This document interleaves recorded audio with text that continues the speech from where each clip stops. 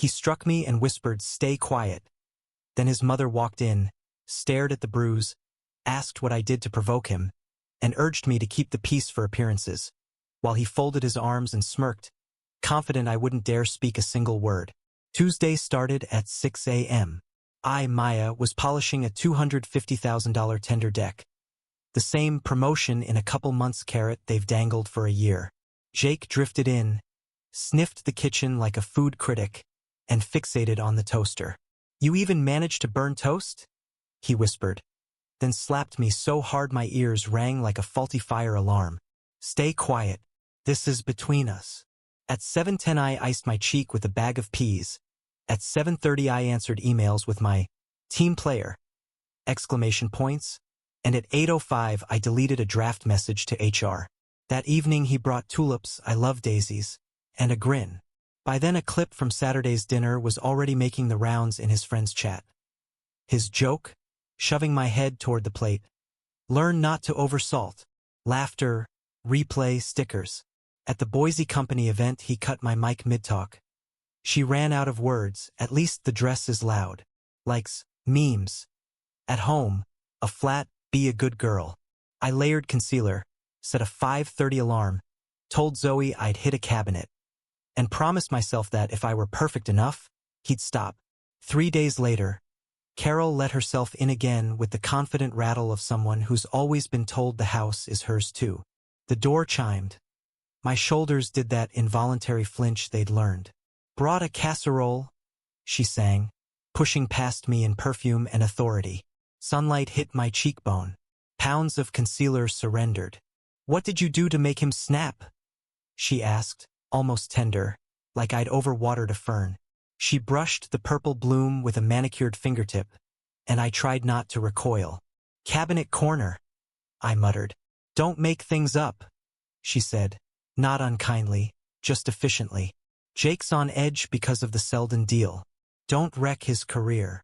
She lowered her voice. "For the neighbor's sake, keep the peace." Jake had materialized in the hallway, arms crossed, a casual smirk. That look said, "You won't dare." He kissed Carol's cheek and took the casserole with a "Thanks, Mom," as if we were filming an ad for wholesomeness. When I'd met Carol the first time, she'd shown me a tiny baby photo of Jake, barely a potato, then slipped me a spare key for emergencies. Somewhere between then and now, the emergency had become me. She'd begun letting herself in to restack our plates. Your system is chaotic. To refold towels, military not beach. To just check the Ring cameras because porch pirates. The first time she criticized my basil plant for looking thirsty, she watered it into a green mush. "For the family," she said while throwing it out. I made tea, mindful of clinking. Carol settled at the dining table like a judge in chambers. "You know," she said, "Jake could be partner before 40 if things calm down. Presentations are sweet hobbies, but we need stability." I asked and immediately regretted it. "Family is plural," she said brightly. "We need grandkids, not your airport selfies. Biology doesn't wait, darling." At Sunday dinner, she slid a wrapped Christmas present across the cloth with a conspiratorial wink. I opened it to 20-minute dinners for your husband. Inscription in looping cursive, "Learn." Jake squeezed my knee under the table, a pressure that meant smile. I smiled. I tasted metal. Meridian likes its fences white and its lawns exact and its gossip lean. In our cul-de-sac, the men compared Traeger models and the women edited Instagram. Carol was the HOA's unofficial siren, blasting out our happy photos, 4th of July sparklers, Jake kissing my temple, me folding into the picture like origami. The neighbors waved at the perfect couple. Behind our shutters, a chore spreadsheet loomed on the fridge. Laundry, Maya. Meals, Maya. Grocery runs, Maya plus receipts to Jake. Yard, Jake's domain, measured in beers with the guys. He'd titled the Google Sheet Household Optimization and shared it with Carol, who left comments like, "Maya, a roast once a week would be nice. And Grandma Carol can babysit someday." Planning ahead, I canceled on Zoe twice that week. Once for migraine, once for client call. The truth had bruises and I wasn't practiced at honesty. When I did try, my throat turned to sand. In the bathroom mirror, I rehearsed, "It's not okay." In the kitchen, Jake corrected, "You're being dramatic." Carol refined, "Words like abuse are so loaded." Money turned quietly strategic. I noticed my portion of rent had crept from half to most, because you eat out with clients. The utilities auto-drafted from my card now, simpler, though his gym, his car, his sports app subscription lived on his. He streamlined our joint account by removing my debit card to prevent mishaps. If I asked for a copy of the statement, he'd say he'd share later, and then kiss me long enough to reset the topic. "We're a team," he'd say. Carol echoed, "He's protecting you from stress. Be grateful." Stress, however, arrived on schedule. At the Boise Company event, my pitch, my slides, Jake charmed his way into the A/V booth and cut my mic mid-sentence. "She ran out of words," he quipped, tapping the microphone head like a comedian. "At least the dress is loud." The room laughed in that corporate way people laugh when they fear HR. I finished the talk with a borrowed mic. My smile fitted like a mouthguard. He posted the clip with a caption, "When your girl is better seen than heard fire." Carol commented 3 fire emojis and a heart. At home, he called it a prank. "You should loosen up." When I didn't laugh, he fed the dog and banged the kibble scoop loudly against the bowl until the dog flinched too. "Be a good girl," he said to both of us. Early cracks had always been there. The first was voicemail boundaries. He listened to mine accidentally when he borrowed my phone. Then passwords for emergencies. Then location sharing for safety. Then my calendar syncing to his so he could invite me to quality time blocks that overlapped with my meetings. He never forgot to cancel my plans with Zoe on those nights, though he always remembered to tell Carol I'd cooked. Sometimes he'd be sweetness and apology. A perfect husband costume. Tulips, not daisies. Breakfast in bed with a lecture about crumbs. A weekend drive to Idaho City, where he pointed out houses and said, "We could be happy if you'd learn to relax." I'd nod, counting telephone poles, telling myself that survival sometimes looks like gratitude. He'd roll through a stop sign, glance at me and say, "See? Trust." Jane, my boss, messaged me after the event. "Rough A/V luck. Are you okay?" I typed yes, with the same chirp I used for meeting reminders. I deleted a second message. "Do you have 5 minutes?" Because the last time I'd spoken up, HR had directed me to a mindfulness webinar and Jake had directed me to the bedroom door. Carol perfected the slow suffocation of reputation. She brought soup to neighbors because Maya's under the weather, then added, "She gets anxious." She introduced me at church as Jake's little helper. She posted a throwback of my college graduation with the caption, "So proud. Soon she'll graduate to motherhood." She called my mother to share concern. "Maya seems overwhelmed. Maybe work is too much?" And then texted me a screenshot of their conversation with a winky face. When I confronted her, she murmured, "I'm protecting our family's narrative. People misunderstand things. Better they misunderstand us as happy." The counterargument lodged at the base of my skull. But I am not happy. It sat there like a pebble in a shoe, small, present, spoiling every step. I began to schedule tiny rebellions. I saved copies of our household optimization sheets to a private folder. I photographed bruises next to a coin for scale. I changed the name of my therapist appointment in my calendar to dentist. I moved cash into a jar labeled dog treats and tucked it behind the rice. It wasn't a plan. It was oxygen. One night Carol knocked and let herself in without waiting. "For the family," she said, holding a stack of mail. Among the envelopes was a pre-approved credit card addressed to me, opened. "Oh," she said, "I thought it was a coupon." She handed me an apron with mistletoe printed on it, out of season and aggressively cheerful. "Wear this on Sunday. Let's show everyone we're thriving." I put the apron in a drawer. Jake found it there later, still folded. "You don't respect my mother," he said. "She doesn't respect me," I said gently, like talking to a startled horse. "Don't start," he warned, voice low and familiar. "You know how to make things difficult." He meant, The rules were the rules. Don't bleed in public. Don't bruise the brand. Smile with teeth. Let Carol in with the key, with the commentary, with the casserole labeled family in indelible marker. I set a 5:30 alarm. I prepared slides for the tender. I kissed the dog's nose and told him everyone was safe.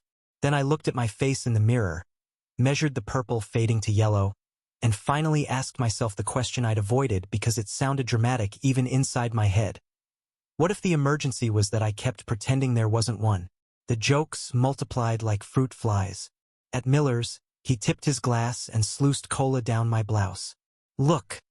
Finally something sweet from you. Laughter from his friends. An apologetic napkin dabbed from me, as if my embarrassment might be mopped up with paper. At Winco, he yanked my card at the register. More spending. The cashier froze, then bagged faster, like speed could solve it. In the car, he squeezed my wrist. Not theatrical, just precise, until I felt the bone complain. No drama, he said, voice steady. That's when I learned his calm was a weapon. Carol sent a 3-minute voice note in her soft Sunday school cadence. Patience is the best makeup, darling. Don't embarrass yourself with complaints. He's under pressure. Be a refuge, not a storm. At the end, a giggle. Remember, a wise woman builds her home. I saved it to a folder named Documents. The night before the tender, the house went very quiet. Quiet has textures. This one had a hum, the pre-static of a channel about to turn ugly. He came in smelling like beer and victory. Apparently the guys had pre-celebrated his pending promotion. My slides were open on the TV, geometry of bullet points and hope. He picked up a water glass, weighed it like a pitcher deciding on a curveball, and threw. It shattered against the wall. A stovetop firework. Shards kissing the paint inches from my face. My breath climbed a rope. I didn't cry. I took photos, wall, glass, my cheeks speckled with glittering dust. His reflection in the window not looking sorry. I texted the pictures to Zoe with a caption that was just a dot. She replied in under a minute. An address, a code phrase, a counselor's first name, and the word tonight. My thumb hovered over the car keys. I imagined the route, the fluorescent lights, the form where I'd have to write reason. Fear is a poor interior designer. It makes every door look too small. I put the keys down. Morning insisted on happening anyway. I brewed coffee with hands that shook the filter like a leaf. Carol let herself in, casserole Tupperware, sermon ready. She saw the glass and leaned in as if admiring a mosaic. Clean it up, she whispered. Neighbors are coming for brunch. She turned, appraised me, adjusted a strand of my hair as if I were a painting on her wall. Smile, she said. You bruised the brand. At Riverside Hall, the tender room smelled like cold air and ambition. I'd rehearsed so many times I knew where my breaths belonged. 5 minutes before showtime, Jake arrived in a suit with Friday's hangover still clinging to him like a second shirt. Told the boys I'd watch you crush it, he said loudly. Eye candy with a clicker. I should have told security then. I didn't. I lined up my slides. I started strong, market gap, timeline, risk map. On slide 7, he swaggered down the aisle like he owned the building, sloshing charm. Excuse me, question. Why trust a woman who can't even keep toast from burning? A few chuckles, a few winces. I kept my cadence. Slide 8. He kept going. Is there a kitchen timer on that deck? Security advanced, slow, like zookeepers coaxing a leopard. Babe, he called. Use your outside voice. He made a show of clapping. Security reached him. He jerked his arm away. The mic picked up his slurred, "Don't touch me." And then the little theater of men who can't believe rules apply to them. I continued my sentence, then paused. I closed the laptop calmly, as if we were done by design. We'll reschedule, I told the panel, and walked off with my back straight while 2 guards escorted me out a side door as if I were the disturbance. The video hit local pages by sunset. A junior staffer's caption tried for neutral, unexpected interruption at Riverside pitch. But the comments chose sides with their usual appetite. Some defended him, jokes. Some offered popcorn emojis. Some asked why I escalated by leaving. In one clip, you can see my hand place the clicker down like a paper crane. That detail made me unreasonably proud. I expected the shame to devour me. Instead, a chilly clarity arrived. Shame had always been his tool. Silence had been mine. Tools can be swapped. I went home methodically like a surgeon after a long shift. I fed the dog. I vacuumed the glass I'd forgotten to clean so Carol could see it. I opened my laptop and did 3 things in a row without stopping to ask permission, because asking had become my bad habit. First, I wrote a timeline. Not for the internet. For me. Dates, actions, evidence. The bar. The store. The wrist. The glass. Riverside. I added Carol's voice note, transcribed, with a link to the audio. I attached the chore spreadsheet, his comments, her inscriptions. I felt insane and also sane. Documentation will do that to you. Second, I forwarded the Riverside clip to HR with a bland subject line, incident during client presentation, so bland it squeaked. In the body, I included exactly 2 sentences. Security escorted me out to de-escalate a disruption by my spouse.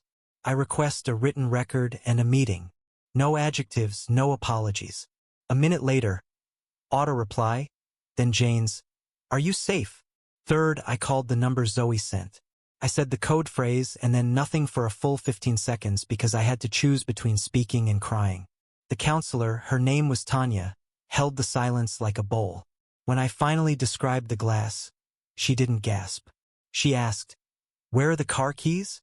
Where is your driver's license? Do you have access to cash? Is there a friend he doesn't know?" Practical question after practical question. A ladder out of a hole I told myself was a basement. She offered me a room for the night. I looked at the dog. I said I wasn't ready. "Then let's draft a plan for when you are," she said. We did. Carol called while I was on the line. Then again. Then texted. "Neighbors loved brunch. Next time try the ham glaze I sent." Then, "We need to discuss your outburst." Then, "Jake is heartbroken. Don't humiliate us more." The us felt important. I saved those 2. At 10 p.m., Jake came home with a performance apology. Flowers, tulips, a quivering lower lip, and the sudden eloquence of men who fear consequences. "I was drunk," he said. "It was a joke that went too far. You know how I get when I'm nervous." He managed to be both the aggressor and the fragile boy in one paragraph. Don't punish me by talking to people. Punish. Talking. People. The words arranged themselves into a sentence I liked. Talking to people is not a punishment. It's a lifeline. I told him I'd sleep in the guest room. He said that was dramatic. I shut the door. He knocked twice, softly, like a polite wolf. "Don't do this," he said through the wood. "Mom says you're blowing things up." I looked at the plan Tanya and I had drafted. Cash in car. Copies of documents in notebook. Dog crate in trunk. Spare keys under plant. Friend on standby. A code word with Zoe, lemon, to mean, "Come now." It felt like espionage and housekeeping. At 2 a.m., I woke to the crunch of eggshell words in my head, his, Carol's, mine. I opened my phone and watched the Riverside clip once more, this time as if I were a stranger. The woman on the stage looked composed. The man heckling looked like an unpaid extra in his own life. The security guard looked relieved when I walked. That, weirdly, was the permission I needed. Not the internet's take. My own. Morning would come with fallout. The tender team would reschedule or not. HR would respond in HR ways. Carol would show up with a key and a casserole labeled piece. Jake would downgrade to pouting, then reload to rage. But something had already shifted. Cracks in the show window had stopped being a reason to polish. They'd become a reason to replace the glass. I set my alarm for 5:30. I tucked the timeline into the back pocket of my tote. I laid out a plain navy dress. Not loud, not meek, just mine. And before I slept, I did one last thing. I slid the spare key off the hook by the door and dropped it into a small velvet jewelry pouch. The pouch went into my tote, next to my wallet and the dog's vaccination record. First call made. Next move loading. HR moved fast once the Riverside clip started doing laps. Jane pinged me at 8:12 a.m. I support you, but I can't do it off the books. File or take leave. Her period at the end of the sentence looked like a doorstop. I typed file, attached the timeline, and hit send before my courage looked back. That night, the house breathed wrong again. Jake came home in that controlled quiet that means the storm has already chosen you. He leaned in while I washed a mug and hissed into my ear, so soft it felt like steam. Stay quiet. His hand bracketed the counter. I was boxed in by Formica and history. My fingers shook the way leaves shake when the wind remembers them. I dialed 911. The operator said my name, and reflex pulled the phone down. I hung up. Shame, muscle memory, pick your poison. A minute later, my phone rang back. Protocol for hang-ups. I stared at it until it stopped. 2 minutes after that, the doorbell chimed and Carol let herself in.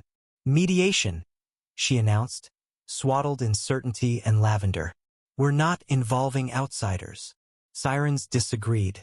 It wasn't my call that brought them, it turned out. It was Marlene across the street, who'd been watering her mums and heard raised voices. 2 cruisers idled at the curb, lights painting our perfect cul-de-sac police blue. Jake opened the door with his church smile. Officer, misunderstanding, he said, stepping into his public voice like a tuxedo. We're passionate people. Carol stationed herself slightly behind him, the understudy turned stage manager. We'll handle it as a family, she said to the officers, already reaching for the narrative leash. Officer Harper, mid-40s, steady eyes that had seen every version of misunderstanding, watched my face instead of Jake's words. Ma'am, you okay? She asked. I said, I'm fine, because I don't know how to erase 12 years of training in 2 syllables. Can I speak to you alone? Harper asked. In the kitchen, Carol answered for me. In the bedroom, Harper corrected, already moving past Carol's gravity field. In the bedroom, I showed Harper the photos. The glass like ice on our wall, the bruised constellation on my wrist, the timeline with its careful dates. I told her about the 911 hang-up and the voice note from Carol and the mic at Riverside and the words that bloom like mold when you never open the windows. She wrote without flinching. Any weapons in the house? She asked. Guns? Knives beyond kitchen use. Just his ego, I said before I could help it. She smiled with one corner of her mouth, then returned to being a cop. Back in the living room, Jake kept performing. Look, he said, lifting his palms as if surrender. The wall's fine. It was a glass. A stupid moment. He gestured toward the 4 tiny dents near the baseboard where the shards had bitten. We're both stressed. He cut his sentence before it became evidence. Harper glanced at my timeline again, then at the wall, then at Carol. Ma'am, do you live here? She asked Carol. I'm family, Carol said, which is not the question. We're going to take a look around, Harper said. You need a warrant, Jake said automatically. You invited us in when you opened the door, Harper said mildly. And we're responding to a 911 hang-up with visible injuries. Don't make this complicated. Complicated arrived anyway. In the garage, the water heater thudded like a heart. Harper's partner, Ruiz, tapped a plywood panel beside it, the kind a YouTube handyman might improvise to hide ugly pipes, and the panel answered with a hollow. Ruiz arched an eyebrow at me. Mind if we? Be my guest, I said, which is the first time those words have felt like mine. Behind the panel was a cavity, and in the cavity was a life Jake hadn't invited me to share. Stacks of shoeboxes, each labeled in his tidy engineer handwriting. Receipts, warranty, MISC. Ruiz opened MISC. Inside, Ziploc bags. Inside the bags, jewelry that wasn't mine. Delicate hoops, a charm bracelet with a tiny silver fox, a necklace with a chipped turquoise stone. Printed screenshots of chats, women's names, jokes that had aged into threats. Long lens photos taken from a car, women at grocery store entrances, leaving gyms, walking dogs. A spreadsheet printout with a column labeled Notes, in which he'd written things like, too risky, needs alcohol to relax, she'll walk out alone Tuesdays at 8.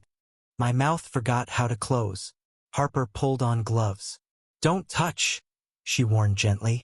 She held up a photo clipped to a page. The name at the top read Emily Pierce in clean caps. Next to it, a note. Portland? Says she's moving.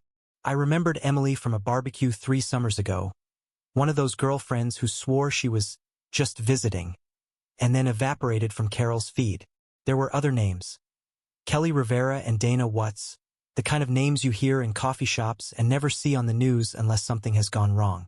Harper's face changed slightly at those two. She stepped into the garage doorway. Dispatch, run Kelly Rivera. Meridian/Boise area. Possible missing persons. Also Dana Watts, regional. Carol had been elbowing for a view. Civilian curiosity sharpened to a blade. When she saw the jewelry, she went very still. Then she moved back into character. Those are X's things, she said quickly, voice pitched for the jury. Girls leave trinkets. He keeps mementos. He's sentimental. Ma'am, Harper said without looking at her. I'm going to need you to step back. Jake tried for indignation and landed on pale. This is an invasion, he said. Those are old. That spreadsheet is nothing, guys joke. It's a brainstorming doc. For what? I asked, and heard it land like a tile on a floor. He didn't answer. Harper's partner found a second box. Inside was a phone, burner cheap, cracked case, with dating app profiles logged in under names I didn't know. Jackson, Mark_1987. Hey there, Boise. The bio lines were identical in tone and lie. Just a good guy who believes in chivalry. In the Notes app, more entries. Parking lot blind spot behind Trader Joe's. CC cams above bar. Dead angle by dartboard. Her dog equals Yorkie, won't slow. Who catalogs people like infrastructure. Who lists dogs as obstacles. Harper looked at me, and for the first time all day my knees wanted the floor. I sat on the concrete. The dog nosed my shoulder. A living proof of gentleness. Carol reached toward me with a tissue as if that could undo a vault of rot. I shook my head. Ms. Torres, Harper said. My last name, not my marital attachment. I'm going to ask you to come with me to make a full statement. We're also going to apply for a protective order tonight. Jake laughed. A dry bark. Protect her from what? Love. Ruiz read him his rights. He didn't expect the click of handcuffs. Men like Jake think they star in the movie. Handcuffs are for extras. On the way to the station, Harper drove quietly, letting my breathing catch up. I stared out at Meridian strip malls like they were sets I'd never see again. Do you think? I started, then stopped because my mouth filled with the weight of names. Kelly, Dana, Emily. Do you think he? We don't guess, Harper said. We look, a beat, but we take patterns seriously. Back at the house, Carol stayed on the porch with her phone, thumbs flying. By the time I returned with a temporary protective order warm from the printer, the group chat had already spun its cocoon. False accusations, one uncle texted. Boys will be boys, a neighbor replied. Carol posted a Bible verse about forgiveness and a photo of a sunset. Public relations isn't just for companies. Some families are whole agencies. Inside, the cavity in the garage yawned. I pictured myself all these years, walking past a secret with a paper bag of groceries, humming, making dinner, believing the villain in the story was my inadequacy. The suburban hero mask hadn't cracked. It had split clean down the middle, revealing the gears. That night I slept at Zoe's on a couch that smelled like detergent and safety. We drank tea and arranged pillows and said nothing big. When the tea was gone, I opened my laptop and renamed the timeline file from incidents.docs to evidence.docs. Small change, different gravity. The dog curled into the crook of my knees and exhaled the kind of trust that makes you careful. Morning would ask questions I didn't know how to answer. But I had new nouns, warrant, inventory, order of protection. I had other names that deserved to be more than notes on a predator's clipboard. And I had my own name back, unhooked from his mouth. The headline was the kind of tabloid poetry that sells at gas stations. Perfect Idaho husband? ? Like a hook. By noon, the question mark was gone. The local anchors rotated his yearbook photo with the Riverside clip like a bad magic trick. Look how charming, now look how small. I kept the TV off. Jane texted, "Paid leave, no debate." Zoe texted a gif of a woman in pajamas raising a coffee mug like a trophy. Carol posted a photo of our front porch with a caption about storms and prayers. Detectives worked like people who know time is a carnivore. They matched dates in his notes to florist receipts, gym check-ins, pings from the burner phone. They traced the jewelry. The fox charm belonged to Emily Pierce. Her aunt recognized it from a Thanksgiving photo. DNA from the clasp matched a hair on a scarf we found smashed into the bottom of one of his boxes. The turquoise pendant? Kelly Rivera's sister had bought it with her at a craft fair in Nampa. Dana's initials were etched faintly into a ring, the D and W worn thin by time and fingers. I learned to sit very still while other people said the worst words out loud, like pattern of predation. I learned that when the evidence folder is thick, no adjective is required. Court looks different from TV. It smells like paper and old carpet cleaner. People shuffle like they're in a post office. The first day, Jake wore a suit that made him look like he had a LinkedIn. He scanned the room the way he'd scan a restaurant, already calculating angles for charm. When our eyes met, he gave me the smallest wink. Barely a stitch, but the stitch snagged something in me that had once wanted to keep peace at any cost. I looked away. The prosecutor was a woman with a plain voice and the patience of a librarian. She didn't do drama. She did sequence. Exhibit A. The spreadsheet, where too risky sidled up against she'll walk out alone. Exhibit B. The dating profiles, confections of borrowed kindness. Exhibit C. My recordings. His hist, stay quiet. Carol's patience is the best makeup. My own voice describing a glass shattering and the way time can become a hallway with no doors. They played the Riverside clip, the way my hand placed the clicker down as if refusing to be juggled. The jury didn't look at me during that part. They looked at him. Experts threaded the needle. A digital forensics guy with a beard mapped cell site hits that lined up with routes where Emily used to jog. A forensic psychologist explained escalation like a weather report. Early warning signs, pressure systems, when to board the windows. A trace analyst matched fibers from a trunk liner to a cheap blanket bought with our warehouse club card. Somewhere in day 3, the room changed temperature. Not a gasp, just a collective understanding knitting itself row by row. Carol came every day in a beige suit that made her look like an usher at a fragile wedding. She sat behind the defense table, chin lifted in an attitude that had once made me doubt my own name. In the hall, she told a camera we were enduring a family tragedy, and that private matters belong at home. Private like a hand around a wrist. Private like a panel hiding a cavity in a garage. When she passed me by the water fountain, she pressed a tissue into my hand. It smelled like her perfume. I put it in the trash uncrumpled. Small devotions to no longer serving. When I took the stand, I wore the navy dress I'd chosen the night I moved the key. I kept my answers short. Yes. No. On June 14th, he did. On August 3rd, Carol said.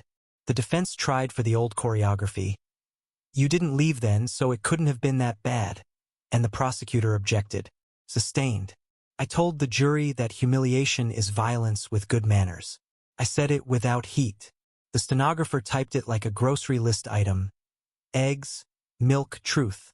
On the day of DNA testimony, the courtroom was full, the way people come to gawk at a storm dissipating.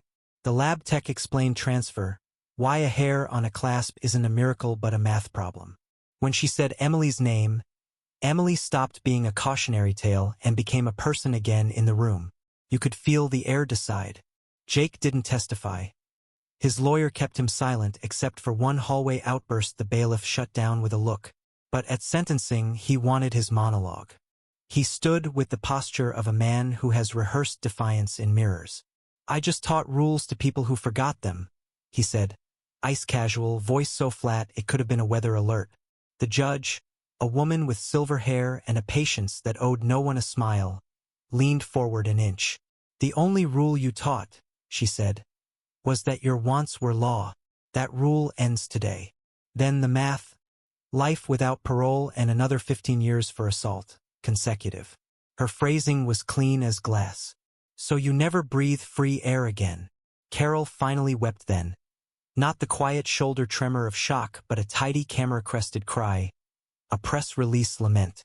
"He's a good boy," she told a reporter near the elevators. "Maya's confused. We'll appeal. This is a family tragedy best kept private." The words "best kept private" moved through the hall like a draft, raising goosebumps on no one. Outside, the sky was pure Idaho, big enough to hold rage and relief without bursting. Zoe was waiting on the steps with a paper bag from the deli and a goofy grin. "Verdicts and sandwiches," she said. "We feast. We didn't toast the prison term. We toasted that I got out. We toasted the ordinary nouns I'd reclaimed. Wallet, key, schedule. We toasted the fact that no one would cut my mic again." She clinked her lemonade against my tea. "To tomorrow, which is going to be boring," she said, like a blessing. I laughed for the first time in weeks without looking over my shoulder for permission. It sounded like something scooting back into its place. My own laugh. The divorce was a clean line across a messy page. Idaho has a fast lane if the other person is busy auditioning for a cell. Papers signed, name restored. I changed my number, turned off every sync I'd ever allowed, and watched the little blue dots stop following me. HR handled the statements. Jane handled the politics like a woman rearranging furniture. No fuss, just new positions. I left the Boise job with a file of my campaigns and the quiet respect of people who had watched and not known what to say. Another firm in Spokane offered me a role after they watched me testify. "Composure under pressure," the hiring manager said. It felt strange to be complimented for surviving, but I took the offer. Sometimes reinvention looks like I-90 and playlists. Therapy with Dr. Chong began on a Wednesday at 9:15 a.m. The waiting room had a ficus that had outlived several fads. Dr. Chong listened the way Harper had listened, but with more plants. "You experienced two systems," she said in our second session. "One was a household where control wore jokes. The other is a justice system that sometimes works and sometimes doesn't. Your nervous system needs a third system now. Stability. We built it. Routines, a dog-walking loop, lunchtime with a real break, a Friday tradition of buying flowers I actually like. Daisies. The first time I set a bunch of daisies in a jar on my kitchen counter. I texted Zoe a photo, just the flowers and a caption, "Correct." I spoke at a shelter 2 months later because Tanya asked and my voice had stopped shaking around certain words. I didn't tell a hero story.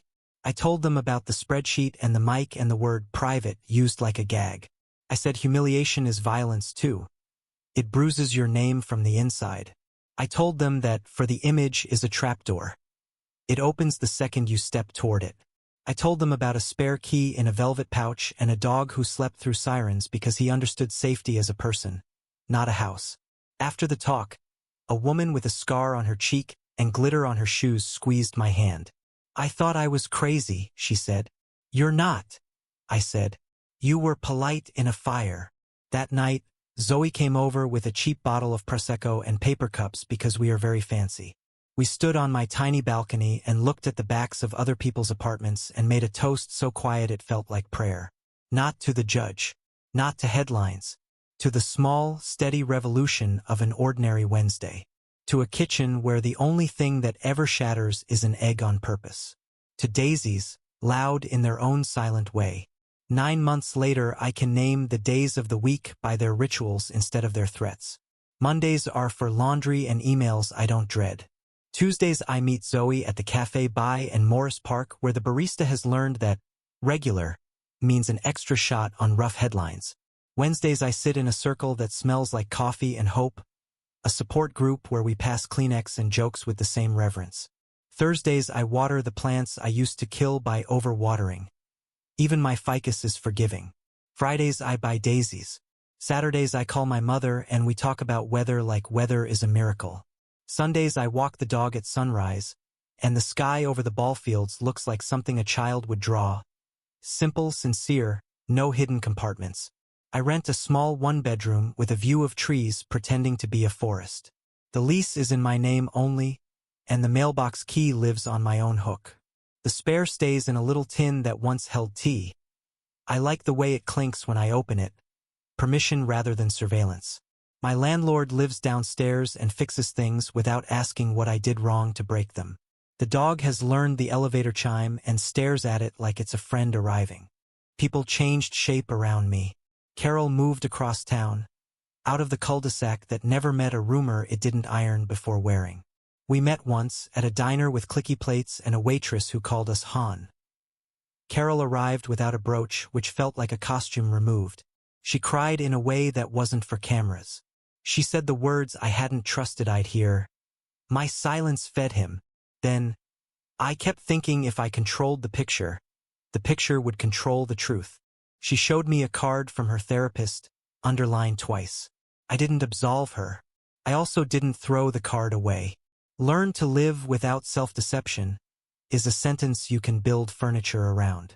Jake writes from prison on lined paper like a teenage boy doing homework. The letters loop and accuse. You exaggerated. We were just messy. Everyone needs a story.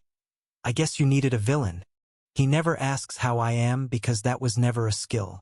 My attorney files each envelope as harassment and the state files a note that keeps the paper at a distance. Sometimes I hold the envelope a second too long, wait, return address, the memory of his stroll through a room he thought he owned. Then I feed it to the legal machine we built for exactly this purpose and go buy dish soap like the adult I've become. I met someone. His name is Austin, which fits in the mouth without effort. He is quiet the way a good room is quiet. His silence is warm rather than punish. He asks questions that aren't traps. He laughs at bad puns and refuses to be a hero. When I flinch at a back that looks like Jake's across a crosswalk, he notices and stares at the pigeons with me until my heart stops sprinting. On our second date I said, "Here are my boundaries."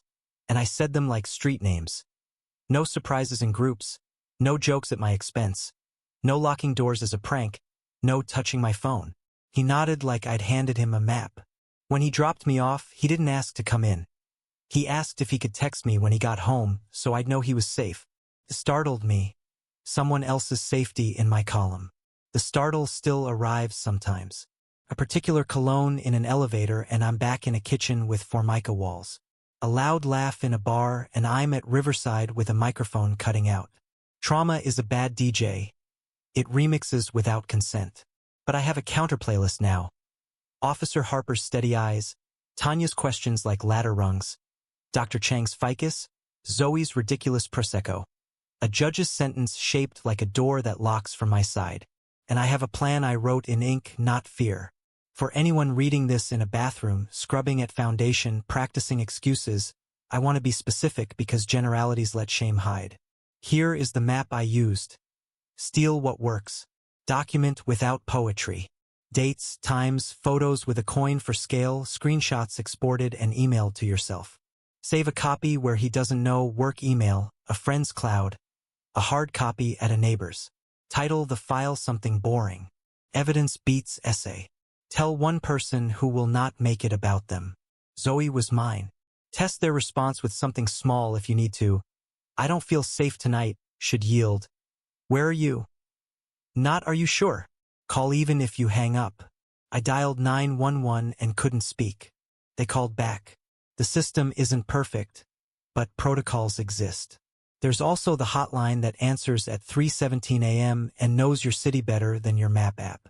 You don't have to know what you want to say. I don't feel safe is a complete sentence. Pack a boring bag. Documents, meds, cash, dog records, spare keys, phone charger, a t-shirt that doesn't shout. Hide it where you can reach it without ceremony. Name your exit word. Zoe and I had lemon. It meant, come now, ask nothing. Choose something you can say in a sentence that won't alert a listening ear. I forgot the lemons. Know your bridge people. Every city has a Zoe. Every city has an Officer Harper who will see your face and believe it. Every city has a Tanya who works the night shift and speaks in maps. Find them before you need them if you can. You're not being dramatic, you're being an engineer of your own life. Expect grief to act weird. Relief can feel like guilt at first. Joy can arrive tired. You are not wrong for missing the routine that hurt you. Bodies cling to rhythm. Therapy helps your body learn a new song. Understand that humiliation is violence too. If someone keeps cutting your mic, Literally or otherwise, that's not a quirk, that's a cage. You don't have to bleed to be bleeding. 9 months later, I carry names I refuse to let be footnotes. Emily, Kelly, Dana. I send holiday cards to the Pierce aunt and the Rivera sister because remembrance is also a system. I donate to the shelter whose couches smell like detergent and safety. I show up to court dates that aren't mine and sit in the back row so a stranger won't feel like a stranger. I keep my own calendar with blocks labeled blank, and I honor them like appointments with oxygen. This morning, on the path by the park, Marlene, the neighbor who called the first siren, waved from a bench. She was tying a balloon to a walker for someone's birthday. "You look rested," she called. "I am," I said, and it felt like a statement under oath. At home, I fed the dog, watered the daisies, and set a slice of toast without having to prove anything with it. The toaster clicked up right before the kettle sang. I buttered the toast and didn't burn it, but if I had, I would have eaten it anyway. No one commented. No one cut my mic. The apartment held its quiet like a promise. I stood there for a moment, listening to nothing loud, letting the order of the morning arrange itself around me. Then I sat down, took a bite, and let the silence do its good work.